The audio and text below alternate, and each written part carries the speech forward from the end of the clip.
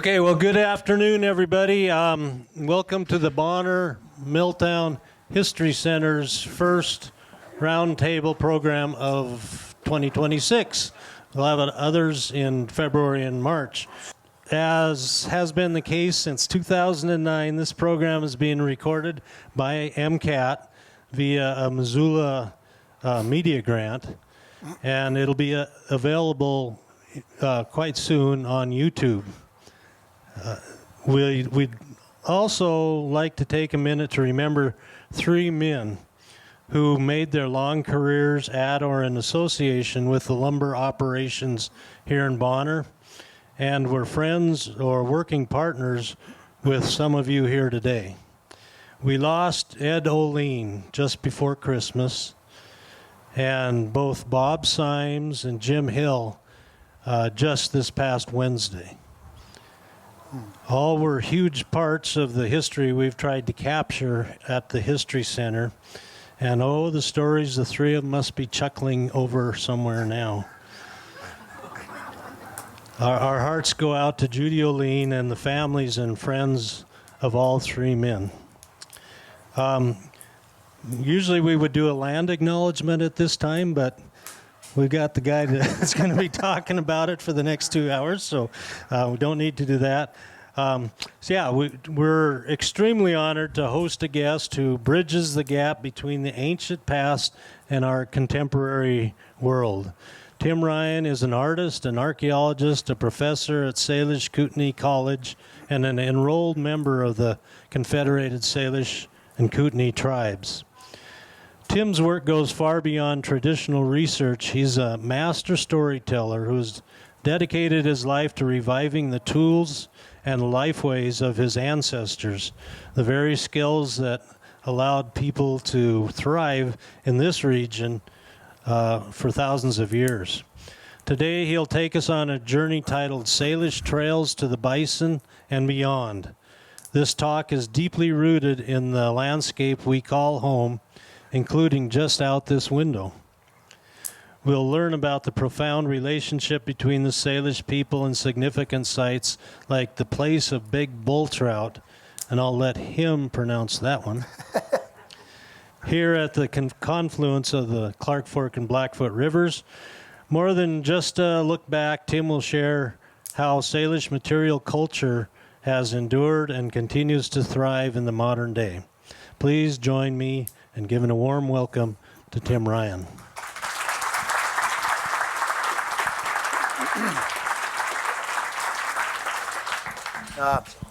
Lem Specia, thank you.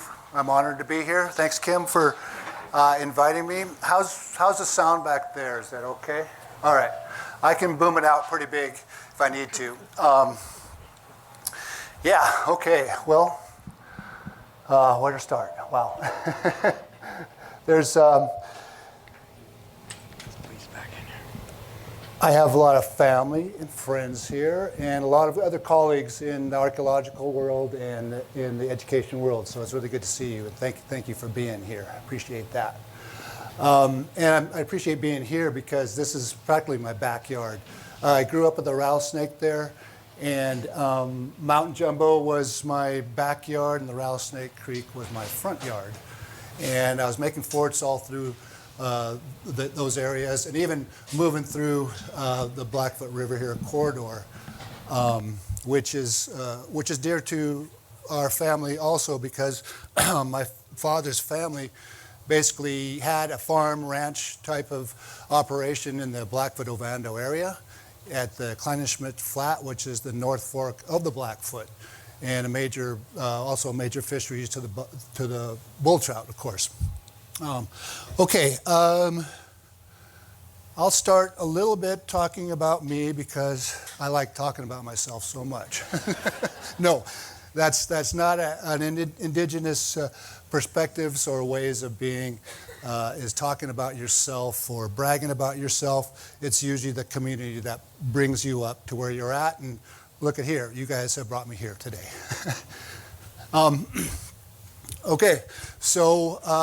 I grew up right after high school. I saved up all my money, paper out and bought a teepee. And I said, Grandma, where do I put my teepee up?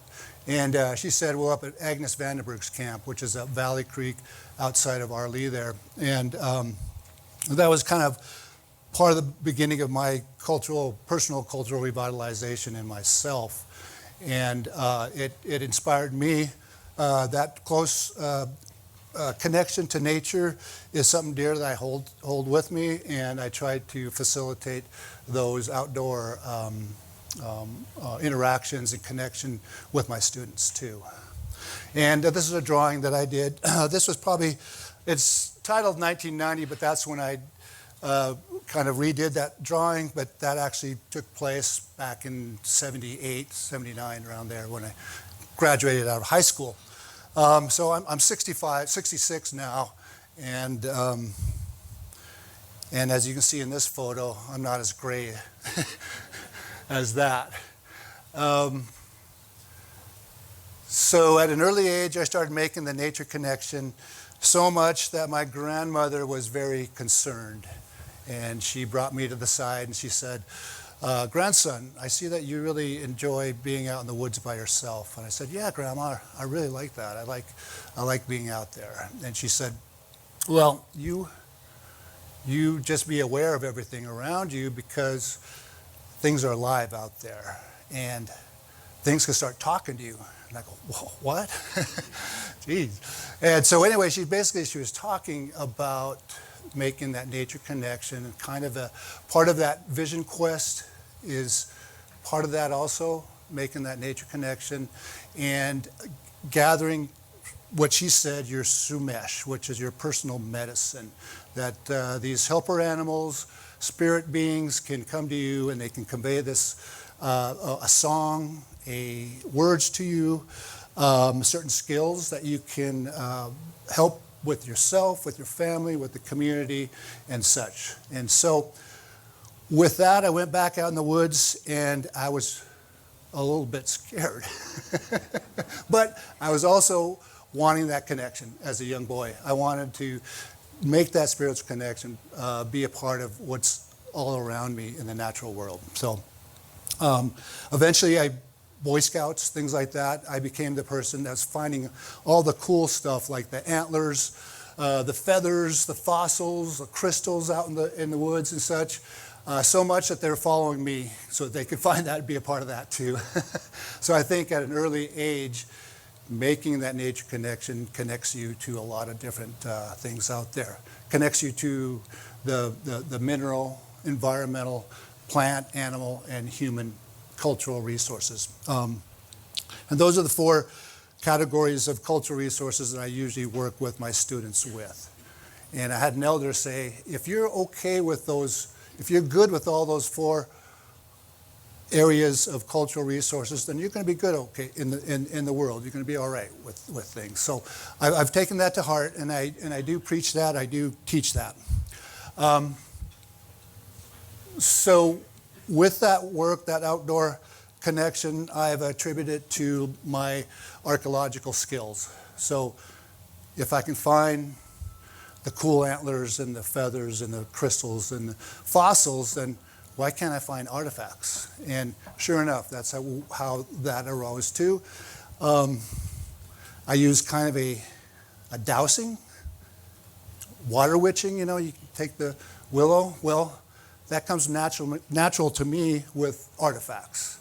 So that I worked in the Tribal Historic Preservation Office, which in this capacity I am mapping the Lewis and Clark route through western Montana, and so then trails became a real theme in my life also. Trails in the sense of they were the arteries that connected our ancestors to all the resources on the land. So trails are being very important to that.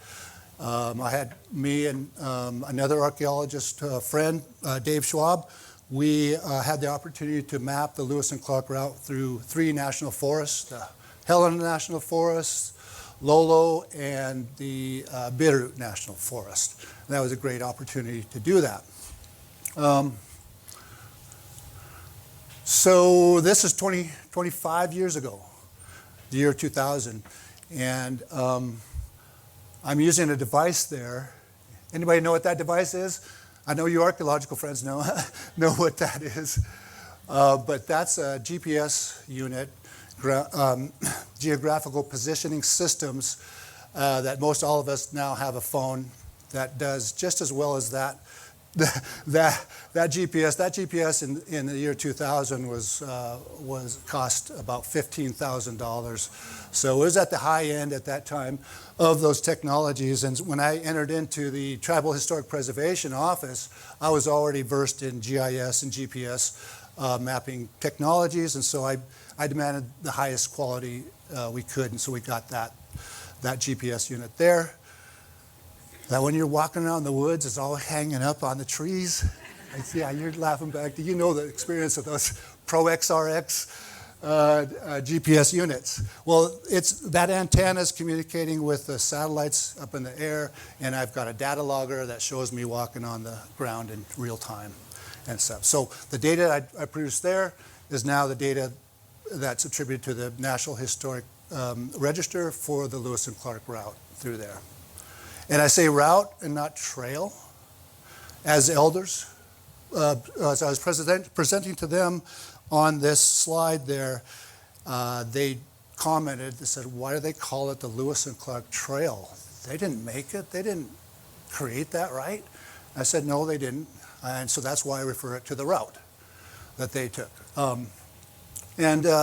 Well, take that farther, I said, yeah, those are old Indian trails. Those are our trails. Yeah, our ancestors traveled them. But then Mike Derglow Sr., an elder of mine, looks at me and he kind of shakes his head. And I go, oh, what? I said, Mike, what? Those weren't our trails? And he said, no, those were the animal trails. And just like, oh, wow, that just blew my head away. You know, thinking how the elders were just so, you know, pragmatic that way. Just like, no. So I learned a lot from the elders, excuse me, working within the preservation office. Had access to interviewing the elders, and not just our elders here, but elders from other tribes, doing research through the archaeological work that I did, the historic journals, things like that, studying those resources. So a lot of my, I'll be teaching you is what I was taught by my elders, other individuals, some of my own experience on the land, things like that, that I'll be conveying to you guys too with this. Is that my phone? So yeah, roads to the buffalo or bison.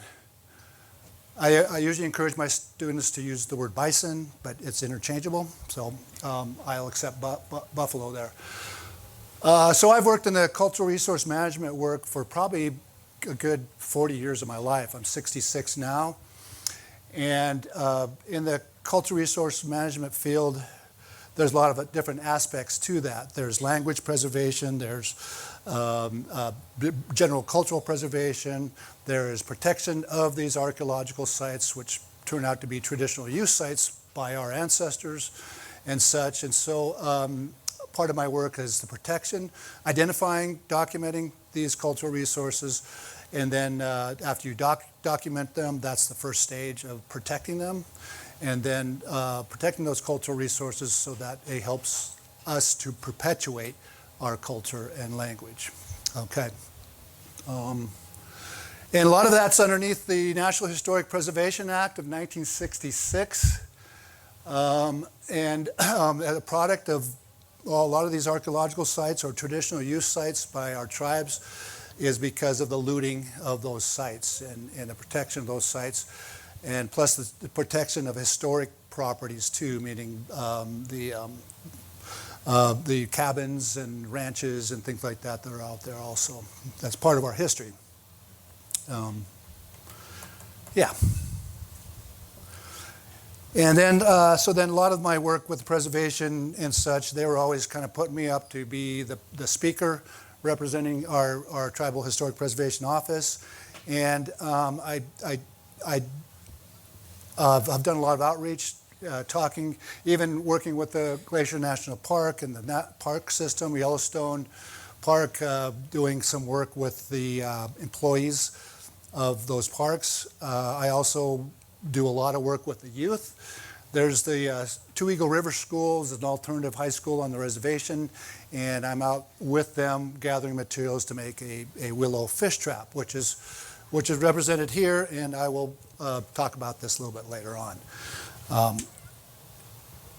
Okay, let's see, where am I?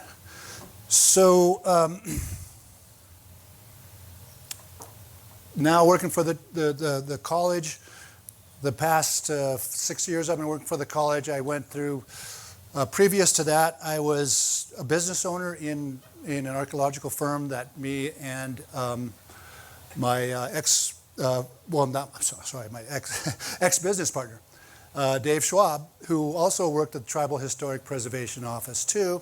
He's the one that basically taught me the archaeological sciences, and between him and I, with my cultural knowledge and his archaeological science, we ran the Tribal Historic Preservation Office, and we were pretty innovative in those days, probably back in the year 2000, 2002, 2003. We were doing a lot of mapping, a lot of documentation of our cultural use sites, and overlaying place names and cultural information and stories within that. And so we were one of the top tribal historic preservation offices in the nation at one time. So him and I eventually, we went on to create our own archaeological firm, which we were very successful for about 8 to 10 years. Then after that, I contacted prostate cancer, which pretty much brought me down to my lowest ever in my wife and I's life. And then I've recovered from that, and then started to teach at the Salish Kootenai College part-time. Now I'm full-time. Now I'm there in pretty big capacity. I'm becoming kind of one of the elders of the college, which is I not really realizing I'd be saying that, you know, but here I am. And I guess that's why I'm here too, because you have to do a lot to be here, right? You have to do things. And so in the capacity of working with the college, seeing certain needs in the community, one was engaging our youth, our high school youth, in looking at career jobs for the future, and the college being the bridge between the high schools, higher education, and then working for the tribe in the natural resource department, because the tribe has a large land base that they manage. They manage a wilderness, they manage alpine down in the mountain areas, down in the valleys, river bottoms, everything. They have quite the impressive natural resource department. So I want the college to be a bridge between high school and their future careers. So I helped to form a Mission Mountain Youth crew, and we hire 8, 10 college or high school kids, and then 2 college crew leaders, co-ed, male and female college crew leaders. I oversee the project. I used to be with the kids 24 hours a day for 2 or 3 years.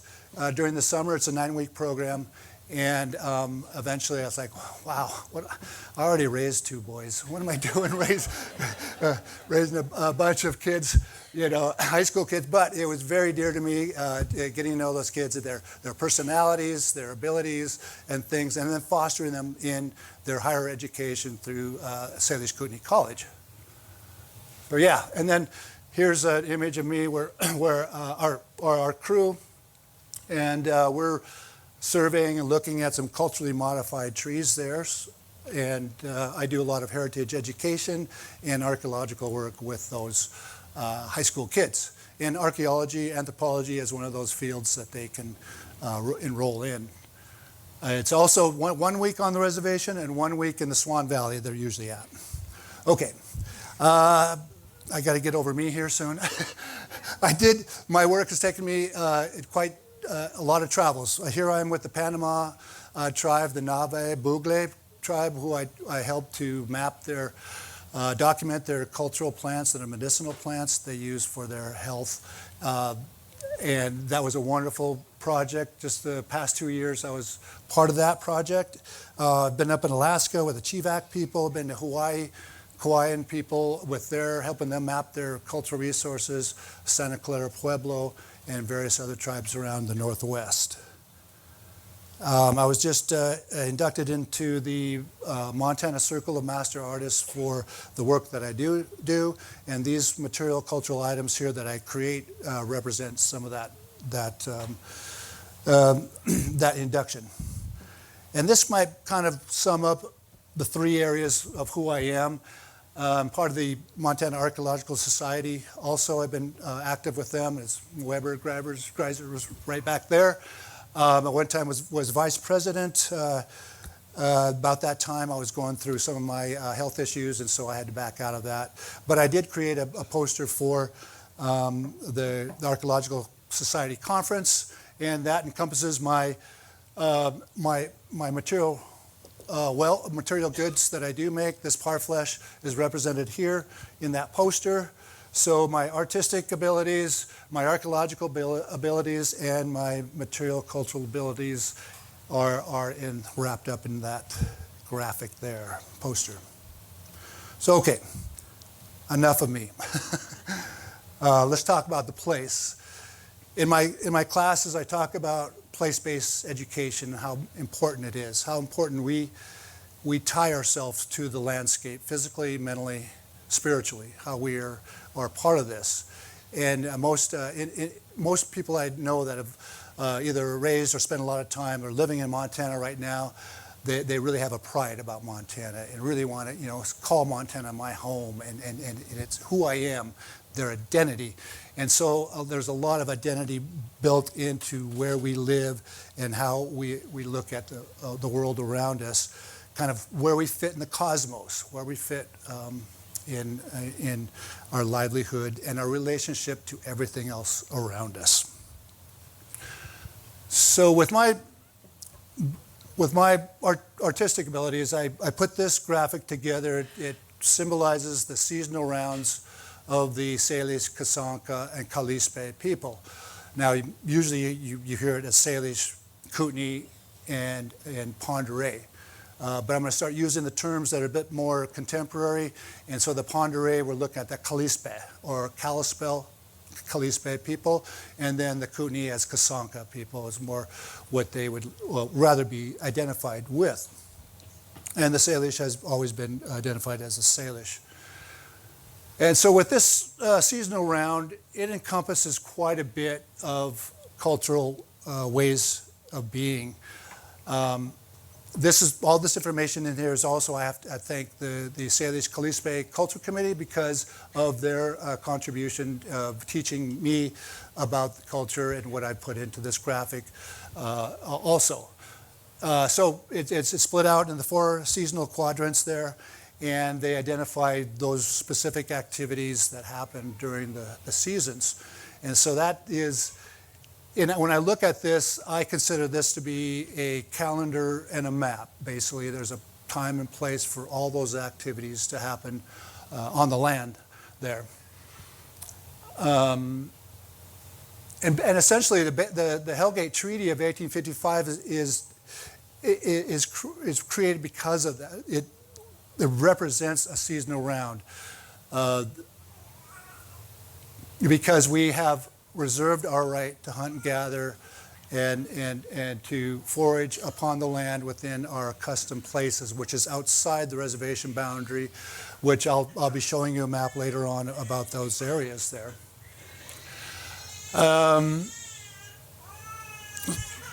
This is an interesting, people might recognize this photo. I think it's a Mackay photo. And that's Missoula Valley there. And here's the Mount Sentinel, Mount Jumbo coming off this way, Hellgate Canyon, University of Montana right there. So this was probably late 1800s where our people from the Flathead Reservation were still riding the trains and still horse packing down to the Missoula Valley to dig bitterroot, the whole valley full of bitterroot. So one of those major stopping points on the seasonal rounds for the tribes would have been Missoula, and Missoula was a wintering ground also.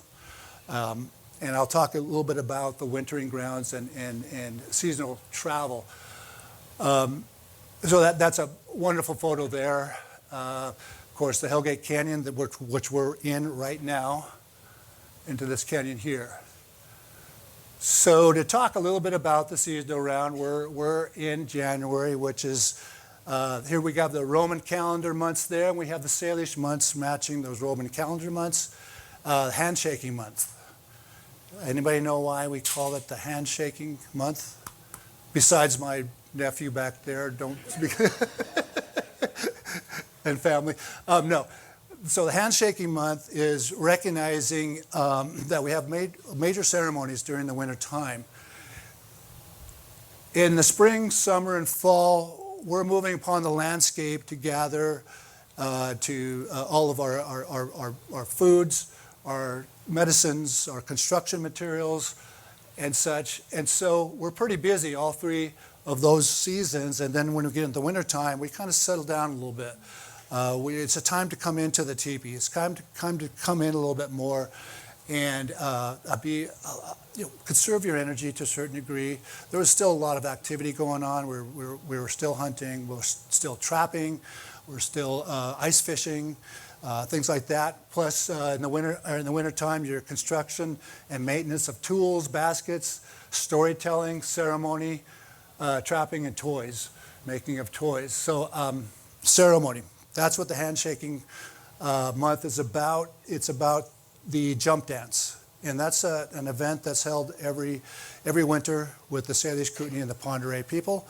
The jump dance basically is an event to put away last year and to welcome the next year coming in. So everybody's shaking hands with everybody. They're saying, Happy New Year. I really hope you have a good New Year this year. Carry on, man. So it's a happy time. You're singing, you're jumping, everyone's greeting each other, and it's the long hours of that. And then eventually after that comes the Medicine Lodge, which is another even more deeper, more spiritual connection to our spirit world. And more healing is done during that time, spiritual healing and such. And so ceremony during the winter times because you have time for that. As an elderly woman, that's also, storytelling. Storytelling is really big during the wintertime because you can imagine you have a family hunkered down in a teepee, and if you had kids and brothers and sisters, right, you start getting a little antsy and start fighting or getting pretty rowdy, and so then you got to have stories to calm them down, right? Kind of like a TV, kind of like entertainment. But with those stories, you're taught how to be within your family, the community, and your relationship to everything else. Mineral, plant, animal, and human. Again, we have those 4 cultural resources that you're working on. So coyote stories. Hopefully, I'll be able to tell some coyote stories because we do have snow up in the mountains. Yeah, I see some snow up there. Good. A lot of times it depends on what family you're from. It's got to have snow on the ground right next to you. Or they have the snow up above on the mountains there when you can start telling the coyote stories. And what's the reason behind that? I asked an elderly woman, why do we tell coyote stories only in the wintertime? And she says, well, because you should be working pretty heavy within spring, summer, and fall to gather all the resources you need because you're going to need them in the wintertime to make it through the winter, right? And then I think it was Felicity McDonald, she says, and she started laughing a little bit. She says, well, because if you do that, if you tell a coyote story out of the season, then when you're camping in the summer and you have to relieve yourself out there, you get bit by a snake in a very uncompromising position. She didn't quite say it that way, but it's like, oh, okay, I'll keep that in mind. So yes, storytelling. Okay. And we'll be looking at the seasonal round a little bit more too later on. These are the major Native American cultural groups within The United States, Montana essentially overlaps Plateau, Great Basin, and the majority central and western Montana is in the Great Plains. And this map here, this is data that the Salish Kootenai Culture Committee has published, and it's basically a place name. Gives you a sense of Aboriginal territories or homelands of the Kasanka, Kalispe, and the Salish people. And at one time there was designated 2 reservations. The Bitterroot Valley was one, and then what they considered was the Jocko Reservation, the present reservation we have now. And it was under the Treaty of 1855, basically saying once that ground was surveyed, then it would become a reservation. So they just didn't survey it, so it didn't become a reservation. It didn't happen. And basically that's what Charlot's people were there protesting, saying, no, we're not moving from here. Okay, so as you can see, you know, this blue is the main kind of the core homelands, with this shaded area as a little bit more of our secondary homelands. And as you can see, it's all the way out to Billings, the Yellowstone, Muscle Shell, and the Missouri River. So we had presence on the Rocky Mountain front. We weren't just regulated to the Bitterroot Valley, which in the historic period was kind of the consideration of our homelands. This is the extent of our homelands, and this is a lot of the lands that we ceded to the federal government when the treaty was created during that time. Salish people, the Salish is a huge, huge dialect nation of people. It's just not here. The Salish dialect travels all the way into the northern part of Washington, Idaho, Canada, all the way up into British Columbia and the Pacific Northwest area. So the Salish dialect is extensive. It's out there. We have coastal Salish. We're the farthest interior Salish of the Salish people and such. Thousands of place names. The elders said if we have a place name out here, then that's part of our Aboriginal territory. We were there. We were using the resources, utilizing those resources to its extent. And as you can see, it's down here in Yellowstone Park, which is an area where we did collect our obsidian. And I did, when I was at the Tribal Historic Preservation Office, I did exercise our treaty rights to harvest or to gather obsidian from a national monument, which was very, the archaeologist that I was working with, the superintendent said, yes, you can use your,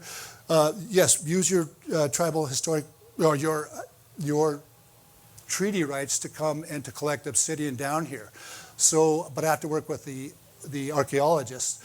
And I won't mention her name. She's a good friend still of mine. But at that time, she wasn't too happy with me coming down and collecting resources from a national historic properties and such. So I do have some Yellowstone obsidian at home. And eventually, I'm going to be making some artifacts from that. Okay. If anybody have any questions, comments, you can stop me anytime, too. If you want me to clarify anything, stop me at times.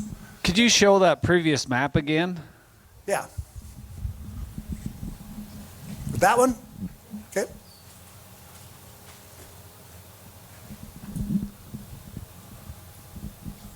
Thank you. You bet.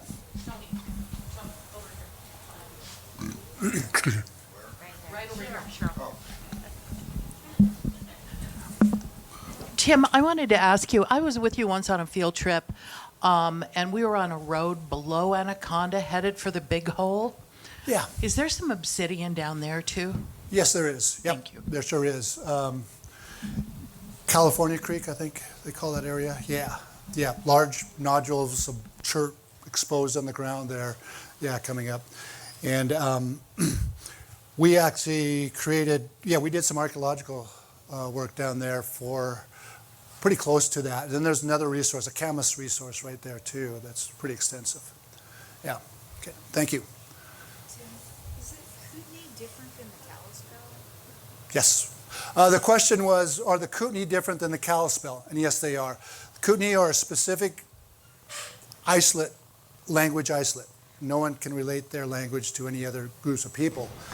And so the Kalispels are, yeah, so essentially this would be more the Kootenai territory and going up into Canada. And the southernmost band during the treaty that was created, they were kind of included there around the head of the lake at that time.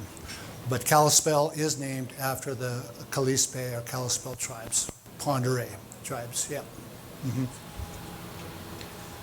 Yeah, so I would have to say specifically this would be a Salish and Kalispel place names map, because the Kootenays are in this area, they're more up in that area. Tim? Would be different than the Kalispel. No. Pend Oreille the same as the Kalispels, yes. Yep. So the Pend Oreille was a French name given to them, and so that was usually kind of used quite a bit in that realm. And yep. Yes. Hey,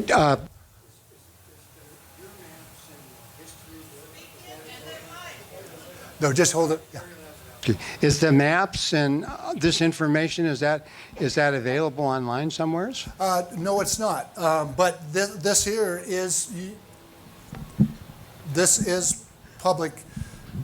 It is produced by the Salish Kalispel Culture Committee. So we distribute this to schools. We distribute it to the educational institutes, and I'm sure that we can find something like that for you.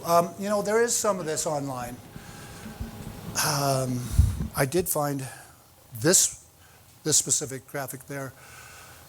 I'm not sure how to answer that question, but okay. But if you talk to me, we can probably find ways of getting access to this. Yeah, because I don't think it's exclusive to just secret. So, okay. Another map. This is pretty much another place names map. Indicating the Infla-I, meaning that's where Missoula is. That's right where the rattlesnake.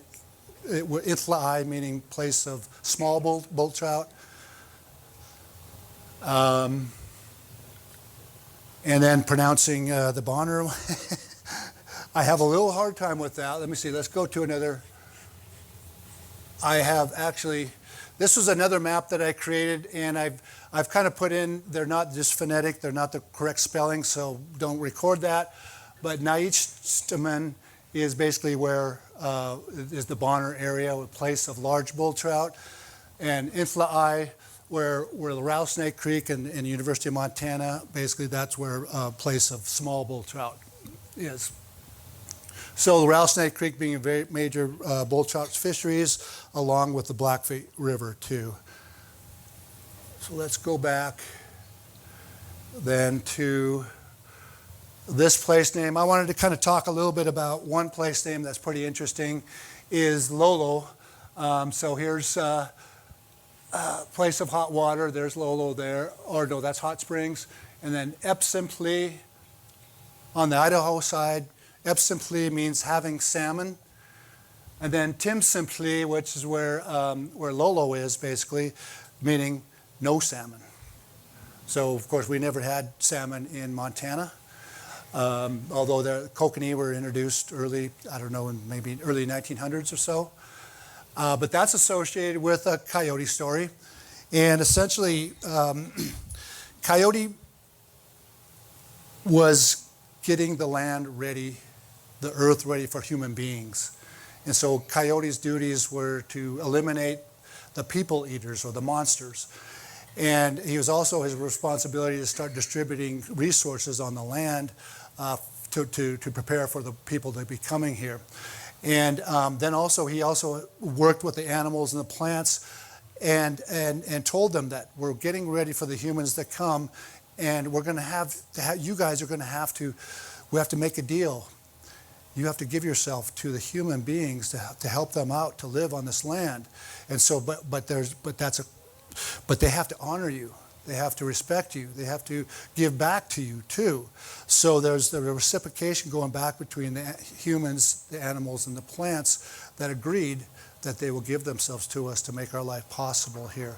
As long as we have that respect and that honor for them, and as the elder says, if you kill an animal without good intent, then that animal won't be there for you when you really need that animal, or plant, or mineral. So we're adding all those in there.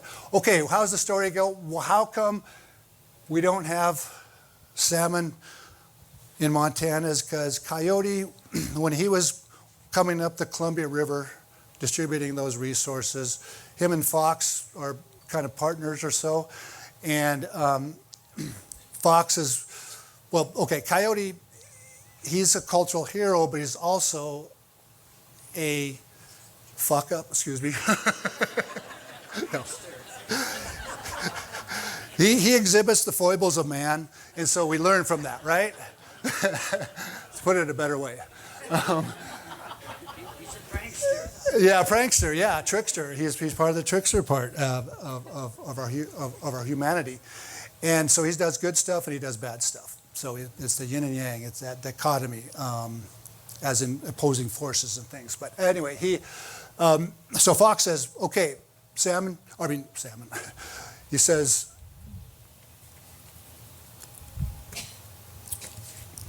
Coyote, Senchile, you take this basket full of salmon and you get it over those mountains. You get it over that pass there, and don't stop. Don't take a break.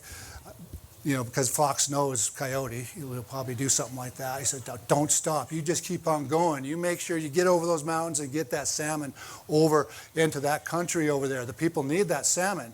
So he said, okay. So Coyote went on his way, and he's got the pack full of fish on his back there, and he's moving across the landscape, and he gets up to the top of Lolo Pass. And he says, oh, you know what? I could probably take a nap. Oh, I'm so tired. And so he leans the basket up against the rock there, and then he sits back down and lays down and falls asleep. Well, then the salmon in the bark basket starts flopping around, getting lively, and it dumps over on the Idaho side, and all the salmon go back on the other side. So, yeah, he didn't. His responsibilities, he didn't come through with it. So. Yeah, so that's why we don't have salmon in Montana. And along the way, he did something stupid, and he got killed. And so then Fox comes up behind him, and he has to jump over him 3 or 4 times to bring him back to life. And then Coyote comes back and says, oh, wow, what a long nap. Wow, Fox, what's happening? What's going on? And then Fox has to bawl him out. Oh, you did this. God, you didn't do that wrong. Jeez.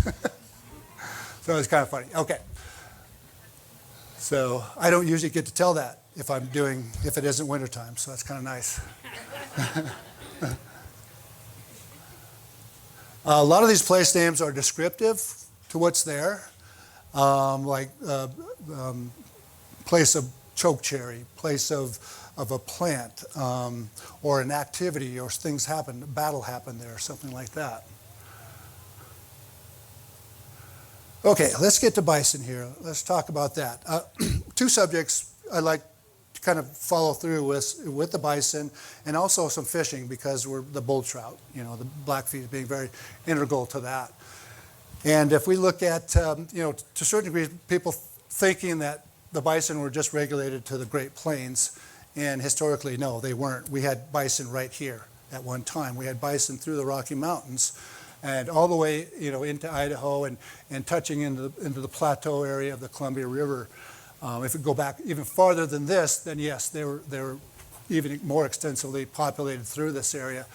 But we're starting back in about the 1870s there. And so as you can see, all these other tribes had a connection to bison also. And it wasn't just the Plains tribes. It was a majority of North America that the bison were part of that. And the bison was part of the ecosystems too. And now that they're not there, is there something missing? Is there some out of balance within our ecosystems that they established? Certain plant diversity, things like that. So that's one thing I'm studying because I was just invited to be an advisor for the tribe's food sovereignty program and to incorporate more traditional plants and foods within our food sovereignty program. And so looking at the historic use of bison in that way also. They also have put railroads in here because we know that railroads were a huge turning point in history, especially with the bison and the settling of the Northwest and such through railroads. And plus, the railroads also brought in the mass massacre of bison. I mean, people coming in with rifles and right from the train, just shooting masses of them, just leaving them there and then traveling on. Okay. So with one individual, Mike Durglow Sr., which is one of the principal informants on culture, he was a surveyor too and a cartographer, and he surveyed the last survey of the reservation boundaries. I believe that was in the 50s or so, 50s, 60s, that they resurveyed the boundary and corrected some of the errors that were on the reservation boundary there. And him and I worked on this map, identifying the major highways, you could say, of our trail network. And as you can see now, they're all pretty much the major highways that we travel today, right? And this turns out to be more of your primary trails. The secondary trails will be going, crisscrossing and intersecting with different trails. Then your tertiary trails would probably be identified with certain resources, as in Vision Quest sites, specific herding animals, also plants, minerals, things like that those specific trails would be going to. So we put all the trails there. It would just be a spider web there. So those trails represent what this seasonal round is. Those trails connect all these resources together that way. And I've traveled a majority of those routes. Yes? Where are we sitting right now? Okay, we're sitting right in that area here. And we're going to talk about the various trails to the bison within this whole western region of Montana. And here's the Continental Divide moving through this area here. The Continental Divide mountains, they didn't deter us with travel and such. We're still going through those. And if you look at the main protein sources, I mean, here we got salmon coming up all the way from the Pacific Northwest, and then your bison product. Of course, this is a specific time period too, where earlier I said that there were bison all the way through the Rocky Mountain area. This is pretty much after the horses come, where primarily the bison were regulated to the plains area. There was a trading of these resources, with the Nez Perce. Their Lolo Pass was one area that Nez Perce and the Salish came together, and they traded salmon products and bison products together on that pass there and such. So that was interactions. We have some pretty close relationship with the Nez Perce because they're adjacent to the Salish and Kalispel Aboriginal territories. And then I also put in some lithic or stone tool making resources in there, kind of hard to see. That was probably a really major tool source for acquiring the bison and the salmon. Okay.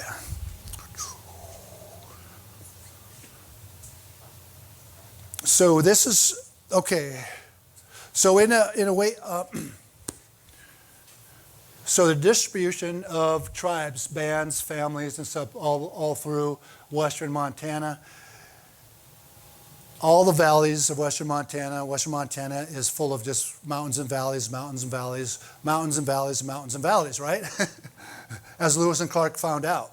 As he come up and he's like, oh my God, I got to go, They thought they could just come up, Great Falls area or so, and they thought maybe go over one mountain range and they're to the Pacific. Well, that didn't happen. And then they ended up kind of coming down south, which they missed that major route through the Blackfoot River territory to make the most direct route to the Pacific Ocean. They ended up going down, following the Missouri headwaters, and then making their way back over through, then down into the Bitterroot Valley, which is where they did meet the Salish people back in 1805, I believe, if that's correct. So in the sense of major wintering grounds, you would have bands and groups of people spread out all through these major valleys. So let's look at another seasonal round. I want to go back to this one seasonal round to kind of talk about how the seasonal round is a calendar. Okay, so for example, we're in wintering grounds here in Missoula. We're looking at March, month of the geese. What does that mean? Basically, it means the geese are coming back. And I had one of my students says, well, what do you mean the geese are coming back? I see geese on the Flathead Lake here all winter. And I said, well, yeah, those geese there, they came up from farther north and came down and they wintered down here, while our geese from Montana go down farther there in winter. So what that is a cultural bioindicator. We have environmental bioindicators that, scientists, wildlife biologists, land managers will see an environmental trend. Like right now we have environmental trends, global warming, right? Something's happening. We're observing something in the environment that's telling us what's going on, right? Or indicating what's going on. So the month of geese is telling our people, oh, here comes the geese are coming back. This is good. And that means that summer's coming, that we're getting through the winter. And then we come to the buttercup, or April, which is the buttercup month. That means when the buttercup comes up, that's a cultural bioindicator that, yeah, spring is really coming on now. The plants are reacting to the longer days, warmer days, maybe a little bit more water because of spring runoff and such. And so then that becomes a cultural bioindicator of spring. But also more than just spring, because it's telling us that we better get ready, all of our fishing gear, because the cutthroat trout, that's also a cultural bioindicator for the cutthroat trout to start spawning. So it's like, wow, okay. So we're using nature to tell us with the right time to start harvesting of these resources on the landscape. Instead of putting a calendar and you put it on the date, we're going to go here, we're going to start fishing for the cutthroat at this date when they're not there, right? So it's an environment that dictates their time for spawning. So that's great. We're using the buttercup to tell us about something that's happening in the environment around us. So that's a lot of fun to work with. And then we come to May, and we got the Bitterroot month. And then when we look at the Bitterroot coming up, that's great. That's good. But also Bitterroot month, there are cultural indicators that tell me when the Bitterroot is ready to be dug. And right next to my house, I have a serviceberry shrub. And when those flowers come out and bloom in the spring, I know on the other side of the reservation, on the western side of the reservation where most of the Bitterroot is, that by the time when I get over there, it'll be ready to be dug. And so that's pretty cool. I don't have to go over there to see if it's done, if it's mature yet. I just read the plants around my house, and it tells me to do that. Another tribal member, Vanderberg, she uses the arrowleaf balsam root that indicates when it's time to dig Bitterroot for her, because around her home, that's when the yellow flower shows up. So it's kind of cool like that, to pick up on these cultural bioindicators. Now I tell my students, write that down, because if you have that in your reflection paper of what I've told you, then that's going to be good. because we talk a lot about those cultural bioindicators. And I'm encouraging the students to be observant around of the world around them too, to develop their own cultural bioindicators. All of you can do that too. You can associate something, a plant happening here, or another environmental thing happening, and giving you an indication of other things that are happening associated with that. I have a question. So when you see the bitterroot flower, what does it look like when it's ready to harvest? Oh, okay. Unless you might peek into that. No, I love packing my PowerPoint with lots of different stuff, so when a question comes up like that, I can find the slide and lay it on you. Yeah, there, but there's another flower. Okay, there, that's what I'm looking for. So we do not harvest it in this state when it's flowered. We harvest it when it's in this state. And so when I was mentioning the cultural bioindicator of the serviceberry bloom, when I get over to the Hot Springs area and the Camas area over on the west side of the reservation, this is what that plant looks like, and that's when we dig the plant, is at that stage. Because at that stage, you can see the roots are white. It's got a sheath, a covering of that root, and when it's in that stage, when you dig it up, it pulls off of there. After it flowers, you can't get that sheath off of that root, and we don't eat that outer kind of bark of the root there. And it's this such an interesting plant. Its Latin name is Luisia redivivia. Latin name redivivia, to be able to revive itself. It's amazing. So we have best practices of harvesting, and that is when you dig up the plant, you're taking that top part off, but you're also taking some of the root. Take that off and you put it back in the hole that you just dug up, and it's going to grow back for next spring. So that's sustainability. That's best practices in harvesting. And tell you a kind of a cool story. Felicity McDonald, we were out on the western side of the reservation, and the digging of the bitterroot just got over with, and they were in this state, flowering state, which is a nice way to survey or to get an indication of how much bitterroot is there, because those blooms are so evident. You know, when you come up to a patch, so, wow, look at all that pink. Oh, it's beautiful.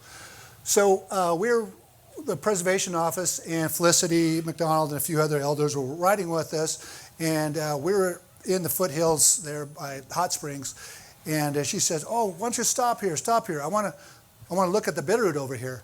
And so we walked over to the bitterroot patch, and it was just a small patch, and it was pretty sparse. There wasn't much there. And she says, "Oh, this bitterroot is pitiful. It just doesn't look so good." She says, "We got to start working with this bitterroot."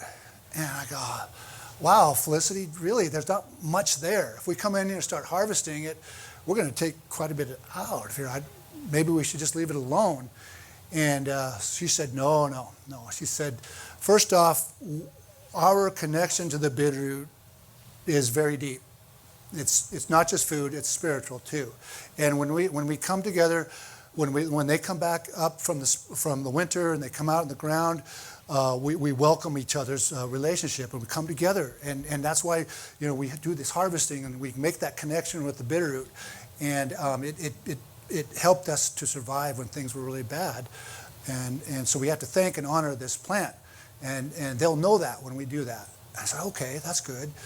And she said, another thing, it's the way we harvest it too. She said, there's 4, see those 4 bitterroot right there?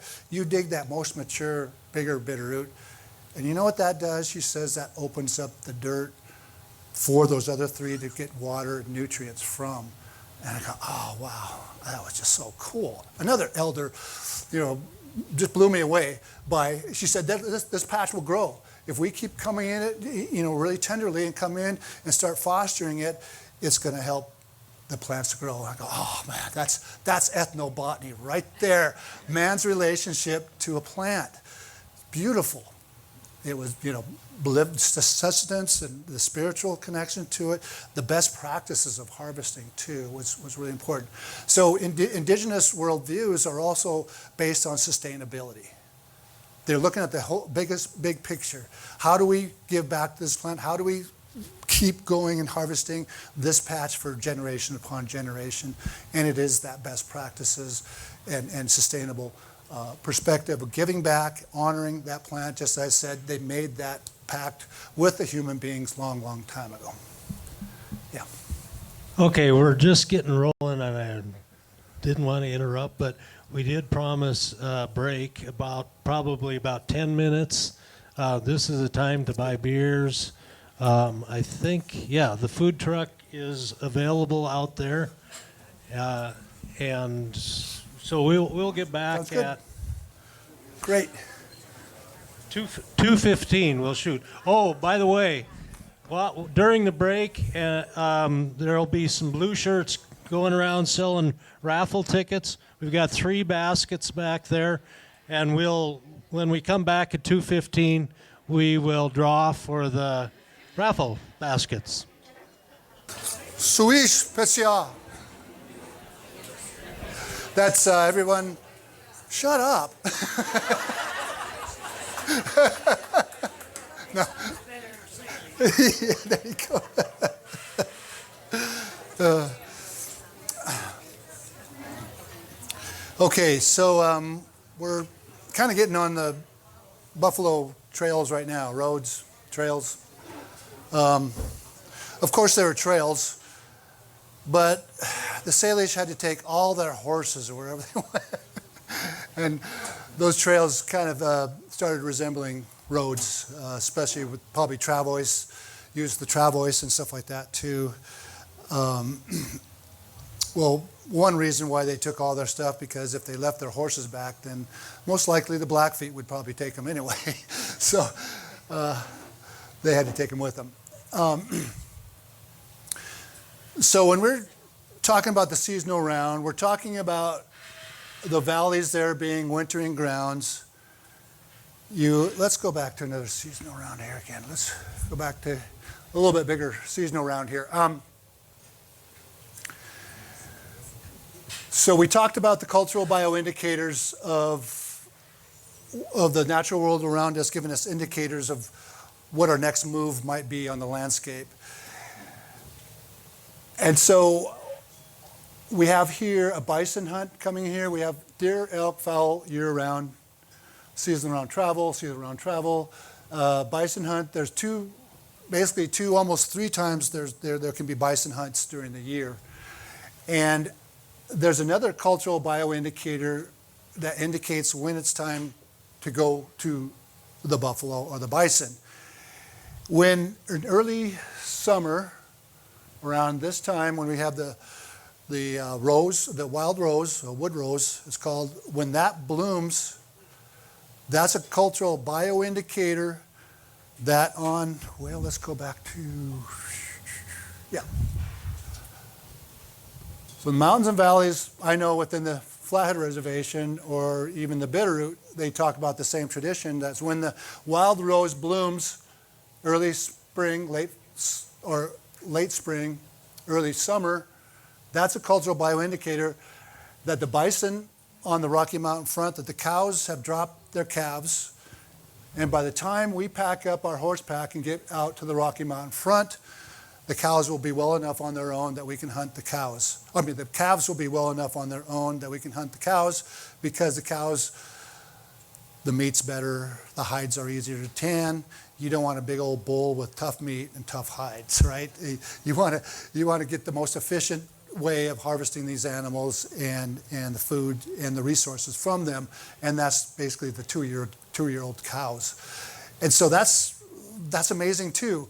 Here's a plant blooming, telling us what's going on the Rocky Mountain front, hundreds of miles geographically away from where the wintering grounds are.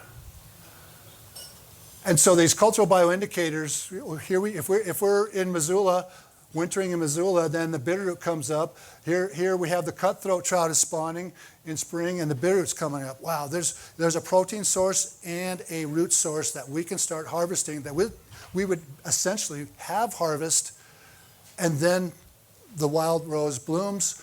Then we say, okay, now we can take off. We can take off over across the mountains and get over to the Rocky Mountain front, do our bison hunting, and we got some food. We got some food to take with us. We got the roots, the bitterroot.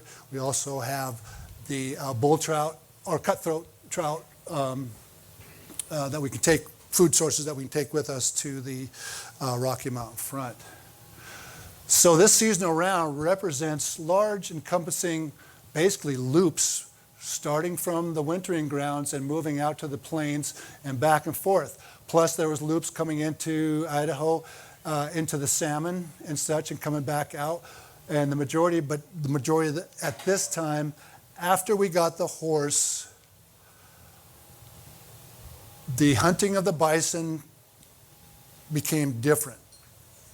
Pretty easy to run a herd of horses or a herd of bison up in a canyon, and they can't go much farther, right?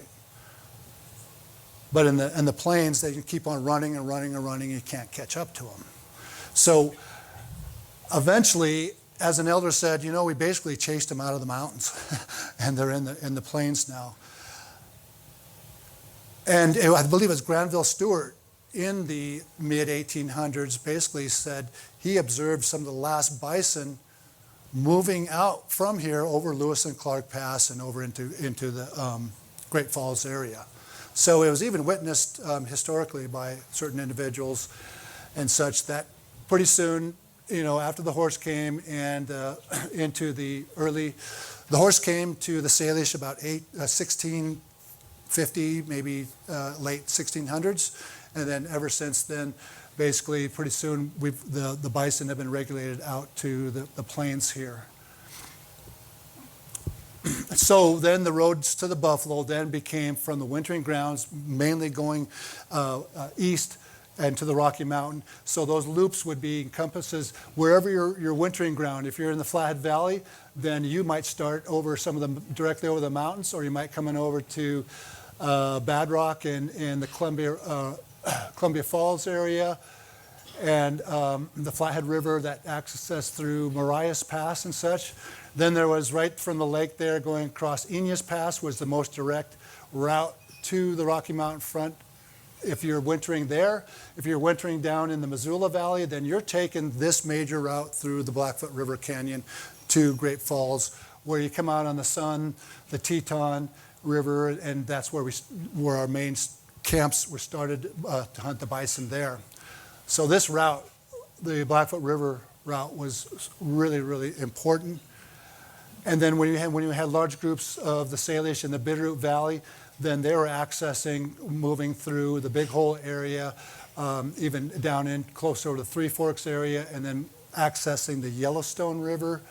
If you take right here, the crossroads, basically here in Bonner, you can go on the Blackfoot River Canyon, or you can come to the Little Blackfoot going through Helena area and accessing the Musselshell River. So you got the Missouri River up here, the Musselshell there, and the Yellowstone River. So those are main routes.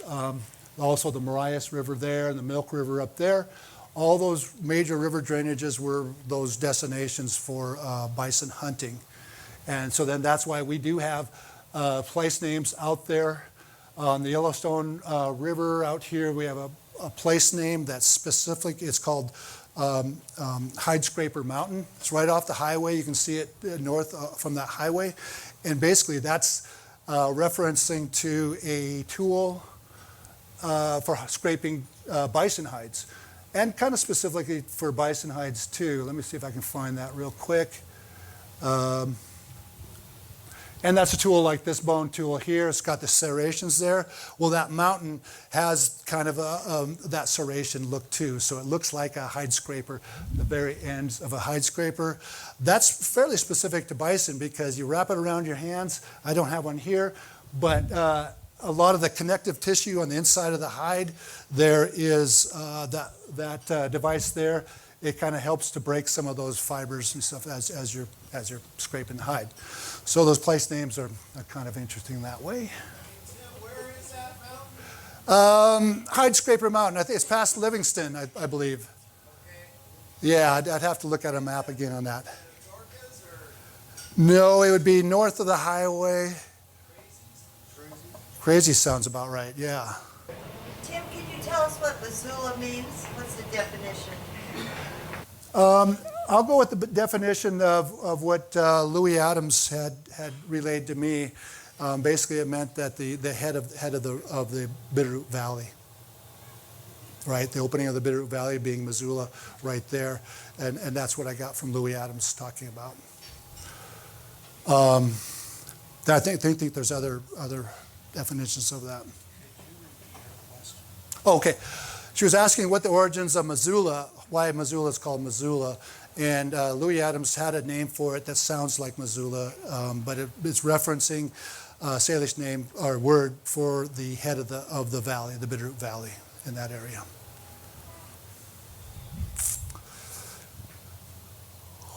Okay, another map of trails that Louis Adams and I, Mike Durglow and I worked on. But this is a quote from Tony Incashola.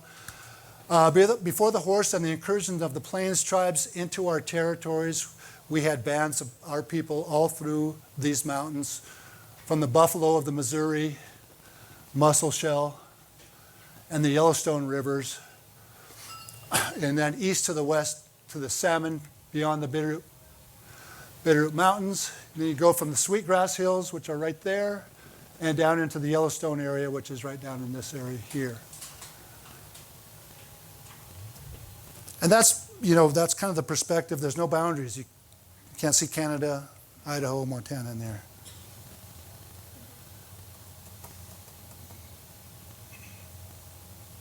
Okay. Bull trout. Let's go to fishing.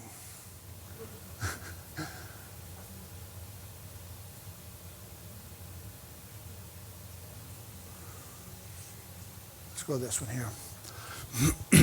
Okay, so bull trout being a very important part of this area here too, especially with the place names that identifies bull trout here. Now, one wonderful thing that happened here recently was the removal of the Bonner Dam, Milltown Dam. That basically helped this place of large bull trout come alive now because they can move through this area. So it's a good thing. We're happy about it. And so then it's important to see these fish without any barriers to keep on going and to keep their livelihood and such. So I'm very thankful for that.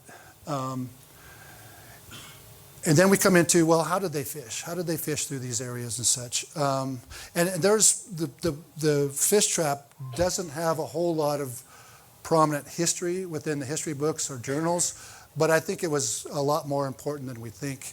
I think it was used quite extensively, just like in trapping. As Eneas Vandenberg told me, I was curious to make a fish trap in my research. I started to read about it more, and there's place names referring to fish trap areas, the use of a fish trap. And I went to Eneas. I said, Eneas, did we make fish traps? He goes, oh yeah, we made fish traps. I said, what did we make them out of? He said, chicken wire. And I go, oh, chicken wire. It's like, oh man, really?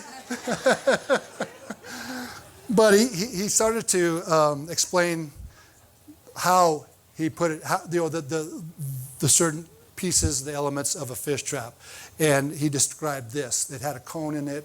It basically it was a cylindrical. And I said, okay, do you think we made them out of willow? He said, oh yeah, we made them out of willow. So I said, okay, good. Because I want to make one too. And so this is, I'm pretty adept at knowing how plants work, stone, bone, and things work. But so my first try at a fish trap, I knew I had to make a lot of rope and string. And that's what this is. This is a dogbane hemp line. As you probably saw me earlier, sometimes it's really hard for me to keep my hands still. And so I picked up this native plant called dogbane, or Apocynon cannabinium is the Latin name for it, or you could call it Spätzle is the Salish name for it. And this grows all along the Clark Fork, Blackfoot River, Flathead Rivers, some of the major bodies of water, lakes and streams and such, that you can find the dogbane plant. It was the #1 cordage plant for the North American tribes, and it's what tied the whole fish trap together was the Spätzle cordage. And so all along the Blackfoot River, you'll find pockets of it and such.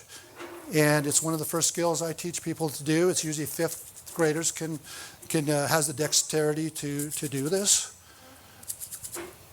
And so I spent a couple of weeks making all my rope and string from this plant.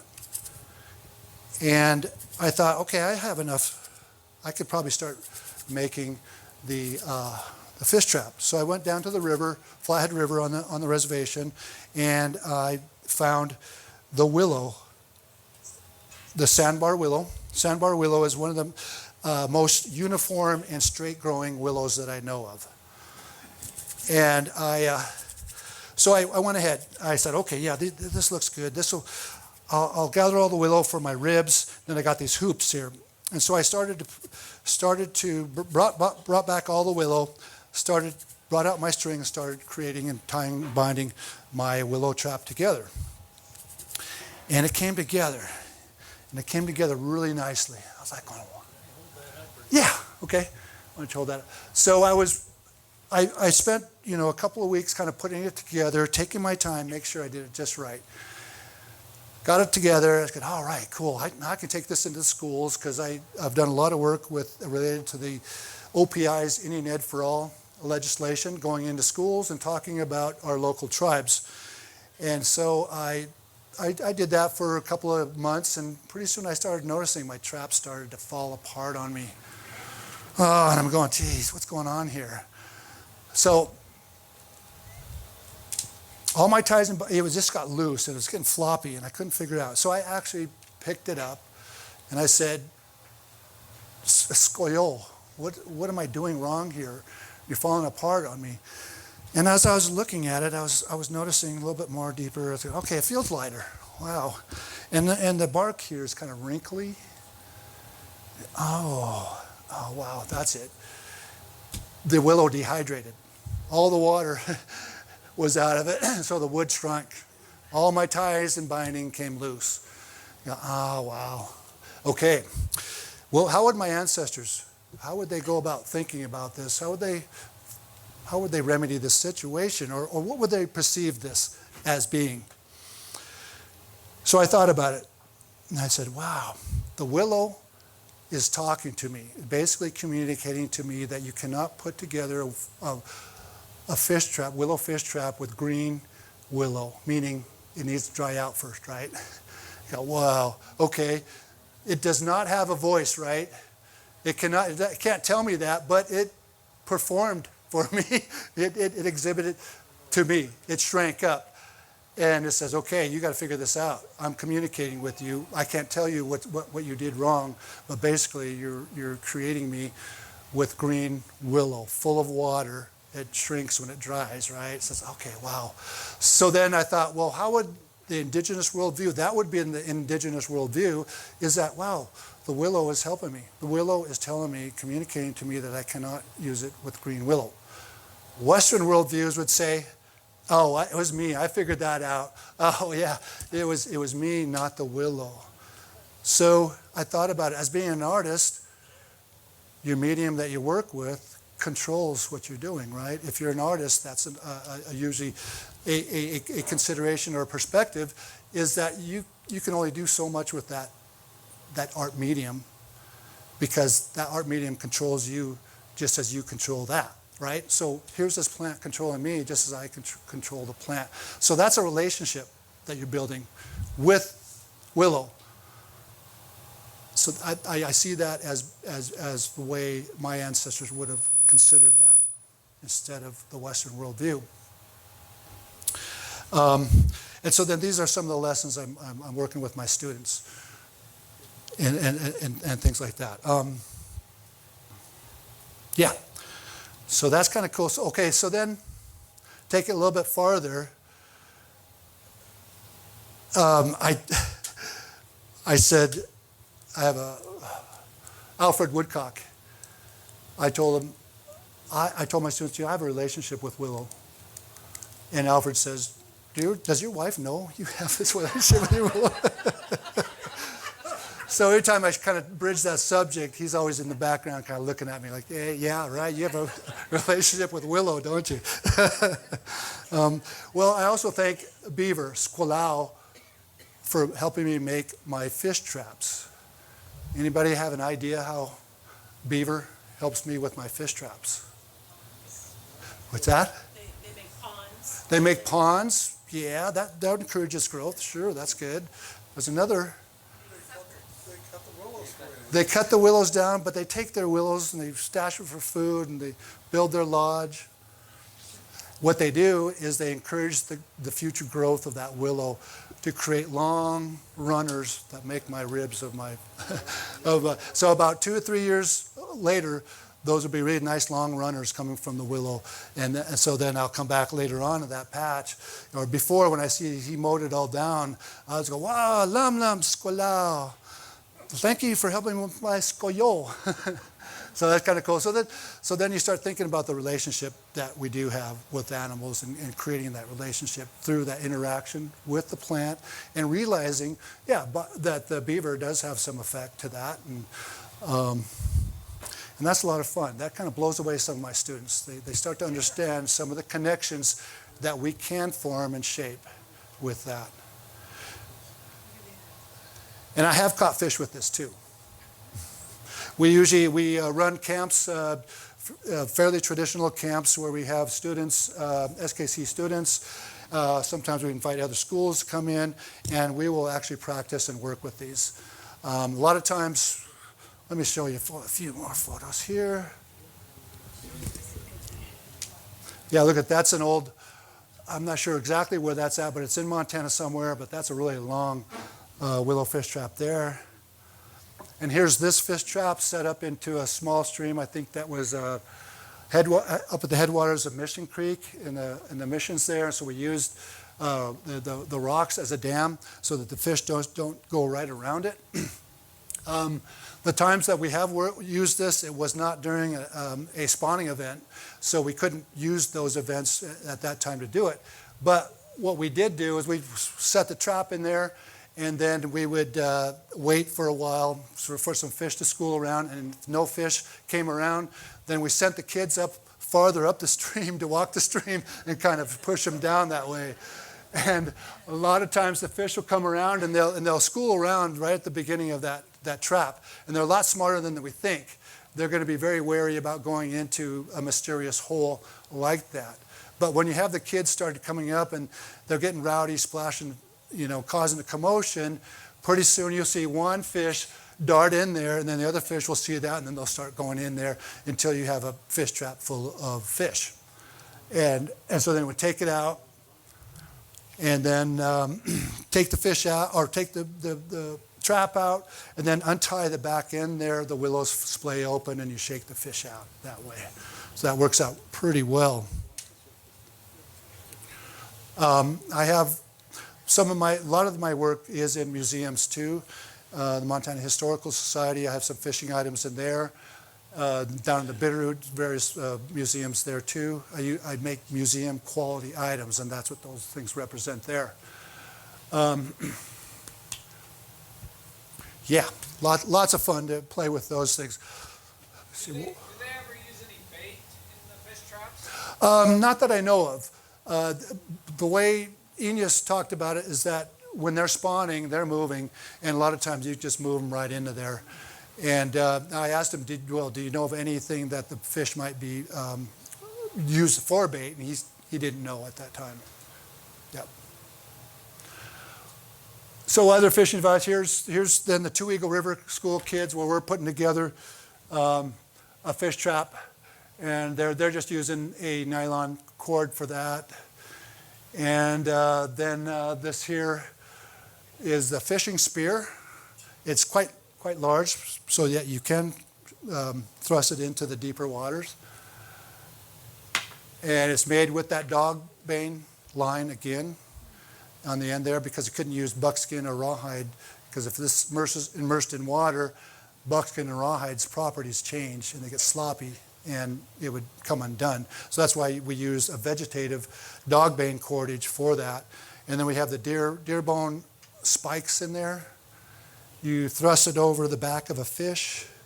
It impales on the sides and the back of the fish there. And then you have to pull the fork out to get the fish out of there. One student says, "Wow, that would be a wicked weapon." And I said, well, as a matter of fact, there is a story about that. It has to deal with the coastal Salish and spearing the salmon. Of course, they had larger forks for the salmon. And there was a story that I had read about that, where a gentleman approached a woman in not a very kindly way, and there was a fish spear handy. She grabbed it and came back around and impaled the fish spear on the guy's thigh, and ran away. That would hurt. It'd be hard to get out of that. But yeah, I would say I've never have fished with that before. Question? Yes. Is that one piece of wood, or is it, are the tines attached?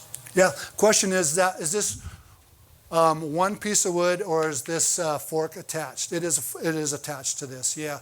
This is a Rocky Mountain maple, and you know when you have like the ungulates, elk, and deer browsing on the shrubs, they nip off the top of the branch, right, and then it forks. Then it starts to grow, and then you look for a uniform fork the best you can. I was able to gouge out a section there, and then place that fork in there. And then, if you can't quite see it, but what's in there is a cement that I created, or glue out of tree pitch and charcoal. And I heat that up, put that in there, and then insert the fork. And then when it cools down, it's pretty solid. And I also glue that tree pitch glue is on the points of the deer bone spikes there too. Yeah. Yeah, it is. It's very nice. It's a cool weapon. And that's the same one that's right there. And then here's the dog bane line, fishing line there that I've created there too. And I've actually caught fish with this setup right here. That's a hawthorn hook. So there's the hawthorn, right? And you can clip the very bottom edge of that and let it hinge up to the right angle that you need it. And then you tie it, as Enya said, you tie it with a piece of horsehair in place. And then you dip it in that tree pitch glue to hold it there too. And I've went ice fishing with that. So I had a friend who had the ice house, and I could look down there and I could watch the fish come to that hook. It doesn't have a barb on it, right? So it's my first couple of fish that bit on that got away. But if you pull it up right when they grab it, then you're keeping pressure on the top of the roof of the mouth of the fish, and that's where I was able to catch them that way. I have to use that technique. Yeah. Let's see. Okay. So there's also the dip net was used. This is a photo that was entitled Flathead River, but I'm not sure where. If it was on the reservation or off the reservation. But I figured those are my ancestors anyway making this. And so essentially it's a willow fence line to direct the fish into this channel right there, and then a little platform that the individual would stand there and then dip net the fish out of there. Now I imagine you could do that probably with the fish spear too. As they come through that channel through here, you were able to then spear them with that. It does kind of looks like the area around here too. And this is not here. This is up in the Yukon area. But I wanted to show you an example of another fishing technique that is present here in Yellowstone Lake. So essentially what it is, here's the Yukon Delta coming out here. Here's a string of rocks. Basically, here's a pond that they created. They moved fish into this pond somehow. And then here's another pond that got shallower and shallower as they moved and herded this fish into this last pond where it was shallow enough they could take their fish spears and spear them in the water there. So this rock line is a weir to direct the fish into an area where they can dispatch them. Well, then we go to Yellowstone Lake and we have a rock weir that is still there too in Yellowstone Lake. So our use of Yellowstone could be my ancestors using that place for fishing too within that area. Okay.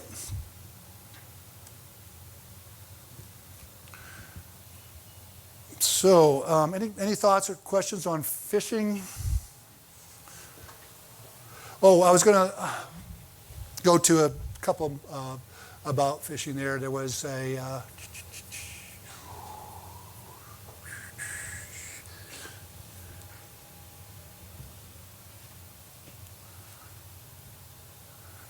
so who asked about the Anaconda area?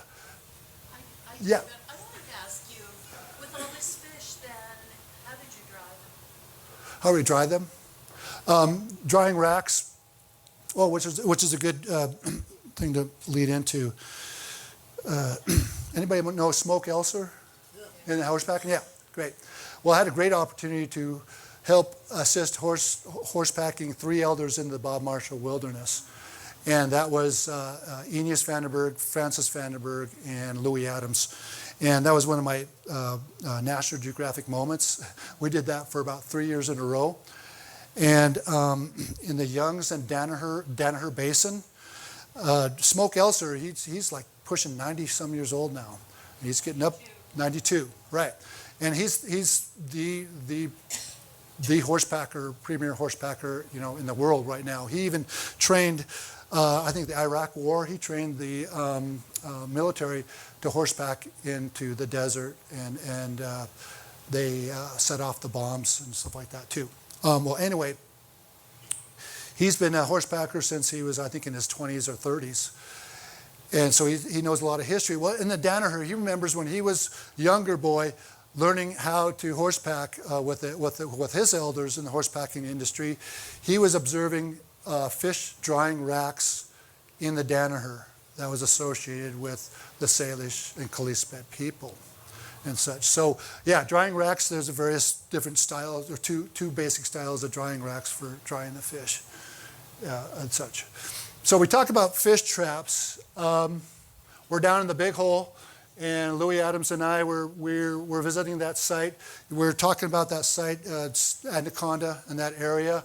California Creek is in here, and there was a site that they were working on, and we were doing an archaeological survey of that area, and we bring the elders out.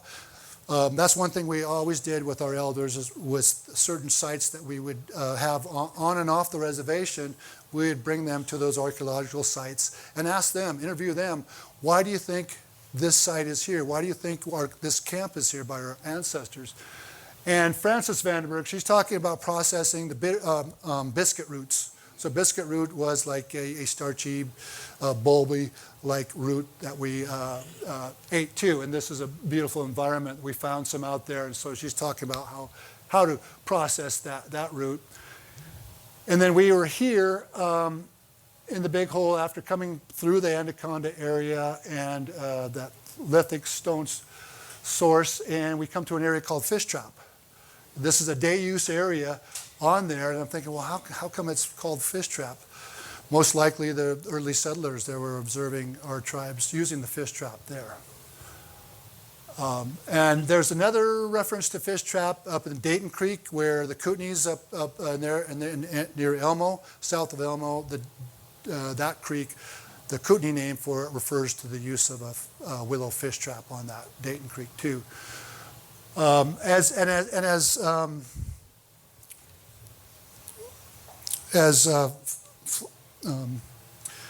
Francis Vanderburg said, fishing was always, whenever we had a camp, old men and the young boys did a lot of fishing around the camp. And when they'd set up camp, they'd put their fish trap in and so kind of passively fishing. You know, we'll put it in and we'll check it every now and then. We got a fish? Okay, great, yeah. And a lot of women were doing that too, because the men were out hunting and doing other stuff. Right immediately around the camp, there'd be traps for small fur-bearing animals, and there'd be fish traps, and the young men that didn't go out and the old men that didn't go out were always fishing around the camp and stuff. So fishing was a really, really important cultural practice, and it helped to define our water rights within Montana too. And so then that's so part of the basis why we want our water rights is to exhibit our use and dependency on the water, and fishing was one of those dependencies of that.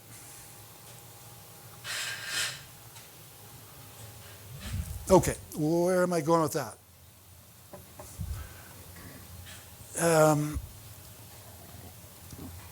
All of you archaeologists will kind of recognize kind of the process that we go through in protection and identifying and protecting these cultural resources. So when I worked for the Tribal Historic Preservation Office, we did a lot of oral histories with the elders, and we'd map them. We'd map where those stories happened. Place names, which are somewhat related to the oral histories, we'd map those in another layer in the GIS environment, and then trails and archaeological sites would be laid down on one layer, and then cultural use of plants, foods, construction materials, and other things would be laid out on another layer. And so that's some of the GIS format of managing cultural resources, because now we have a map of these resources, right? Now we know where they're at. So when Montana Department of Transportation proposes a road through there, we know it's there, and we know what to avoid, and we know what to possibly mitigate if we can't avoid it. And so then basically this is a sample map of some of the work that we would do, is to then interview the elders, get the stories, place names. Let's get places where they camped, they dug bitterroot, things like that. Other archaeological features like culturally modified trees, cairns, teepee rings, things like that, that was all mapped out on a map. Here's some bitterroot right there.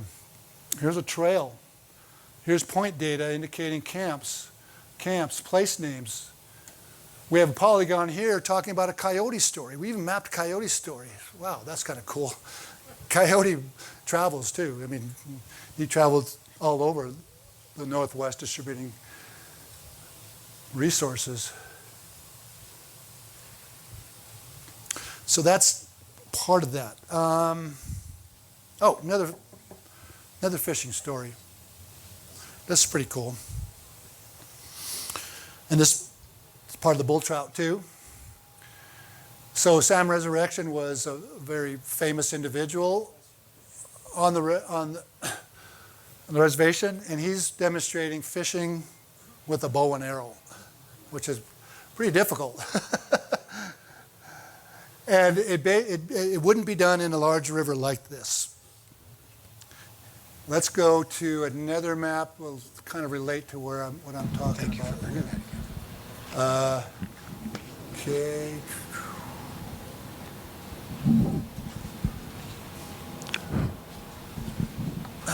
Okay, Butte.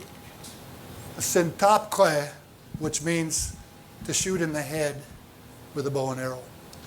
And that's Butte area.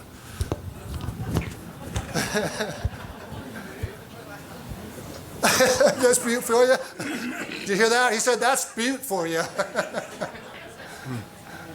So what's interesting about this place too is that we're talking about Silver Bow Creek. Silver Bow Creek isn't that recognized right now because it's tore up, it's being reconditioned and all that. Well, if it was shooting a bull trout in the head at Silver Bow Creek, then that means that the Silver Bow Creek was probably pretty deep and it meandered. Ideal conditions for spawning bull trout to spawn. Okay, they've got a play of two different place names here. So you got the historic Silver Bow Creek. Why did they call it Silver Bow? Because it meandered, and when the sun hit it, it reflected off like a silver bow, right? It's like, oh, okay, those are the ideal conditions for bull trout then, right? And so then our tribes were going up and seeing the bull trout in Silver Bow big enough that they could shoot it in the head by the bow and arrow. Yeah. And if they missed, got it behind the head or so, then there's a fish going upstream with an arrow moving upstream. I guess you could follow the fish then that way, right? So that's pretty interesting. Yeah, play on two different place names referring to basically the habitat of the bull trout and the traditional use of that Silver Bow Creek. Okay, so let's relate that story of bull trout specifically to my father. My father's family basically had their ranch in the North Fork of the Blackfoot River, and him and his brother, I think he said they're about 11 or 12, and they had their .22, and they're shooting up little rodents, stuff like that too. And they see in the creek there, I'm not sure, it could have been North Fork of the Blackfoot, or it could have been a tributary to that. And they said they saw a big bull trout in there. They said it was huge, and they shot it with their .22 rifle. So they thought they killed it. So they both grabbed it. He said, your Uncle Joe had the head, and I had the back of it. So that was that big at that age that they both had to carry that bull trout. And so they said they had to cross this stream, and the bridge was out, so it was just a plank that went across this small stream. And so they're walking across it, and all of a sudden he got over across the top of the water, and the fish came alive, or woke up. It was just stunned or something like that, and it started moving around, and they did everything they could to jump over and get on the other side of the bank of the creek and hold the fish. And they were able to get it home. It's like, wow. I thought, wow, that's pretty cool. That's a wonderful story relating to the bull trout and the Blackfoot River as a fisheries, and how prominent the bull trout was to our tribes and their existence and such. Hello. Yes. You're doing these studies and stuff. Do you ever, just out of curiosity, do you ever use LiDAR? Yes, we have used LiDAR in some of my archaeological work. To identify.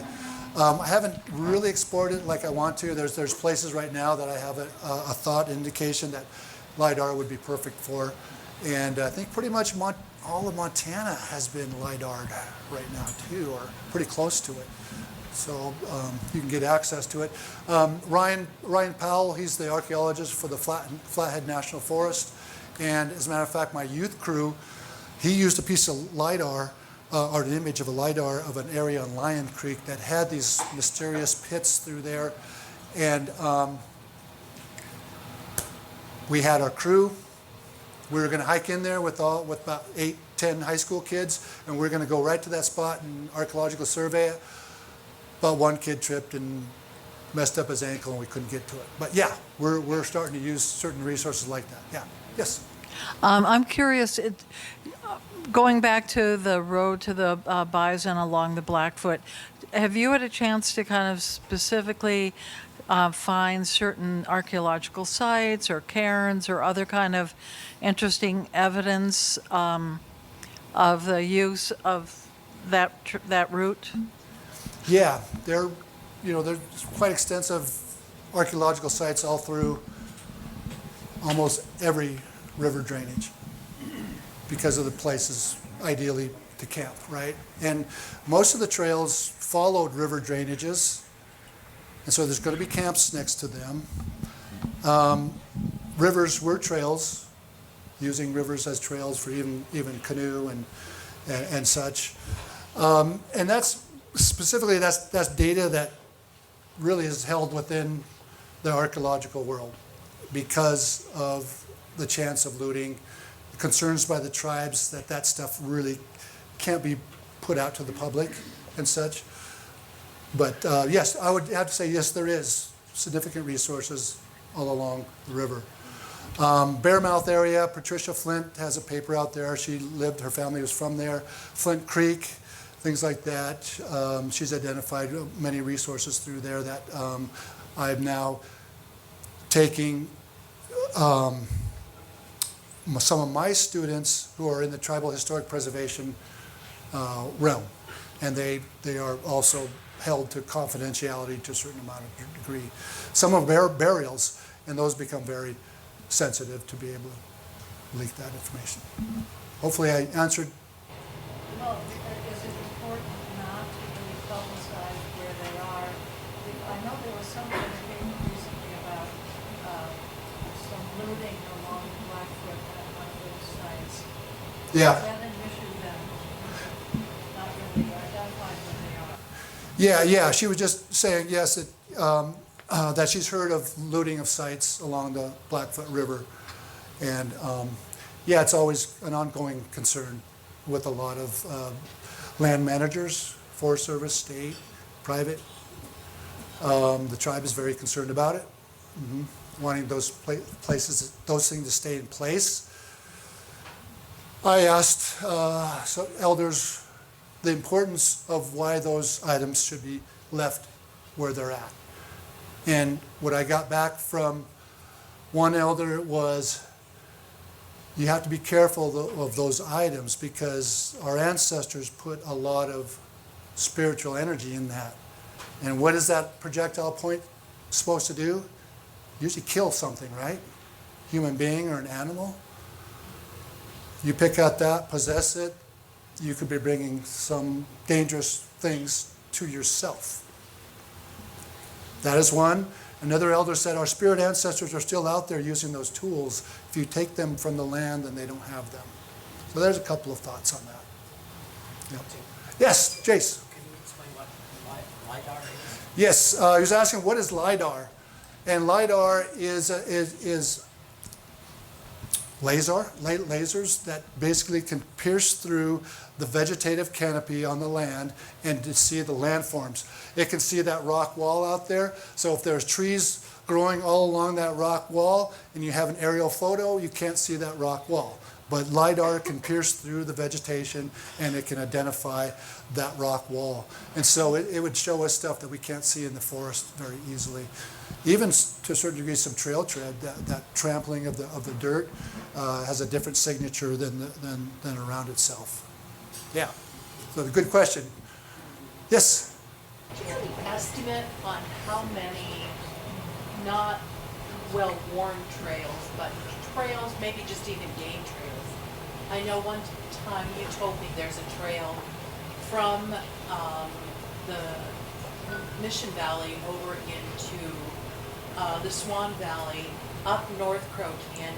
Yeah. How many of those trails are there through the missions up there? Okay, so she was asking how many trails are basically through the missions. I had some of my previous presentations, she was referring to me talking about a trail from basically the foot of Flathead Lake where North Crow Canyon, North Crow Trail is, and it goes over the missions and into the Swan Valley. It comes out of Piper Creek area and comes into close to Lion Creek in that area there. Yes, it would depend on, I would say, countless trails. I mean, well, it would depend on topology, those passes. I mean, Mike Durgalow Sr. said there's only a certain grade that horses can travel on. If it's too steep, you're going to mess up their ankles and stuff like that too. So that would dictate part of it. So then those trails pre-horse, or when we're walking, there may be more trails than afterwards when we're using horses. You mentioned that you were taking your group of students through that particular trail at North Crow. Yeah. And I was just curious, I got to thinking about it later and wondering, I wonder how many of those there are that I've never even. Right? Yeah, well, it depends on the people where their wintering ground would be. So on the missions range here, if we were wintering at the base of the Flathead Lake, then that North Crow Canyon Trail would have been the most easiest and most closest available trail to get across the mountains. And so you'll see that even down here, if we live down here in the Arlee area, then we'd be taking the Jocko Valley or the Tushini Trail. Here's one trail that was used on the Swan Massacre Trail. And that was, when was that? That was in the early 1900s when the consideration of tribal people moving off the reservation, because the consideration, no, go back to your reservation, that's your land. You shouldn't be off the reservation. And eventually, we've exercised our right, and yes, we have a treaty right to be off the land. But the consideration at that time, so the Swan Valley was really, really important for the subsistence lifestyles of our tribal members going off the reservation and continuing their seasonal round loops off the reservation, going in the Swan, all the way into the wilderness and coming back out. And there was a game warden, Preston was his name, didn't like tribes coming off the reservation, and a group of Kalispé Ponderay people were back there doing their hunting, and he came in and harassed them, came back and harassed them again, came back with he deputized some guy from a bar in Cedar Lake, brought him out, started shooting. Our band started shooting back. 4 or 5 individuals, that band was killed. They did kill Preston, and his deputy took off. No one knows what happened to him. It was never really pursued criminally because all the residents in the Swan Valley hated Preston. Preston was a real dickhead to everyone in the valley. It was said one story, he comes into one of the settlers' house and they have barrels around of meat they would pickle. And he was looking for people who were acquiring game illegally. And so she said, I couldn't believe he just stuck his dirty old hand in there looking for elk meat, thinking that we were poaching animals and stuff like that. So no one liked him. And the law enforcement, I don't know, agency or whatever, they tried to get his name on this memorial for fallen servicemen or military, or not military, but policemen in the field. And the tribe every now and then says, no, you can't do that. You're not putting his name on that monument. So it's kind of interesting.